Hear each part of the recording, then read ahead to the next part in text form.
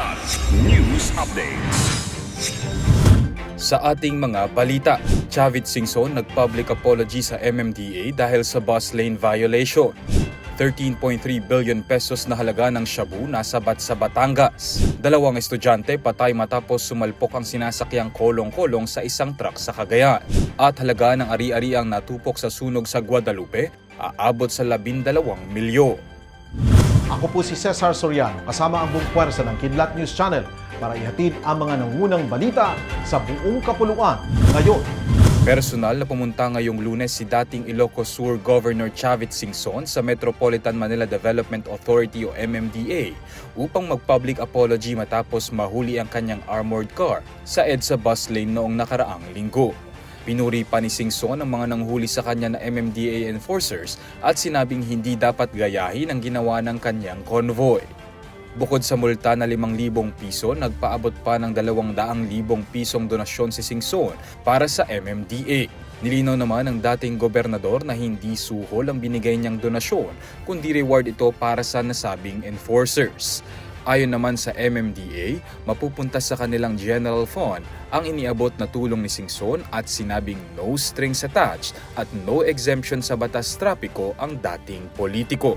Umabot sa 2 tonelada ng shabu ang nasabat ng Police Regional Office 4A bandang alas 8 ng umaga ngayong Lunes sa isang checkpoint sa Barangay Pinagkrusan, Alitagtag, Batangas. Ayon sa PNP, ang nakumpiskang shabu ay nagkakahalaga ng 13.3 bilyong piso at maituturing umano na pinakamalaking nasabat na droga sa kasaysayan ng kapulisan.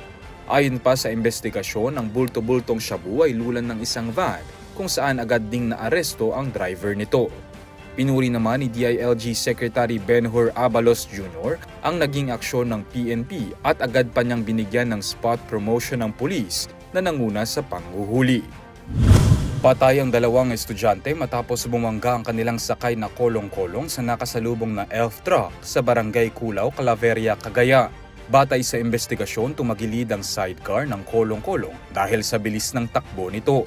Matapos mawalan ng kontrol ang nagmamaneho, diretsyong tinahak nito ang linya ng nakasalubong na ELF truck kung saan sumalpok ang kolong-kolong sa unang bahagi ng truck. Dahil sa lakas ng impact, tumilapo ng mga biktima at tumama ang kanilang ulo sa konkretong bahagi ng kalsada. Aabot sa 12 milyong piso ang halaga ng ari-ari ang natupok sa naganap na sunog sa isang residential area sa Barangay Guadalupe sa Cebu City ngayong araw. Ayon sa ulat ng fire station ng lungsod, mabilis na kumalat ang apoy dahil sa mga gulong na nakaimbak sa katabing bodega ng 3 palapag na bahay kung saan nag-umpisa ang sunog. Bunsod nito, umakyat sa ikatlong alarma ang apoy bandang alas 3:56 ng umaga o 30 minuto bago makarating ang mga bombero sa pinangyarihan ng sunog. Tumagal ng mahigit 2 oras bago tuluyang maapula ng firefighters ang malakas na apoy, dakong alas 6:25 ng umaga. Samantala, inaalam pa ng mga otoridad ang sanhi ng sunog. Para sa Kidlat News Update, Renzel Lenon, nag-uula. At inyo pong natunghaya ng mga headlines sa nakalipas na mga oras.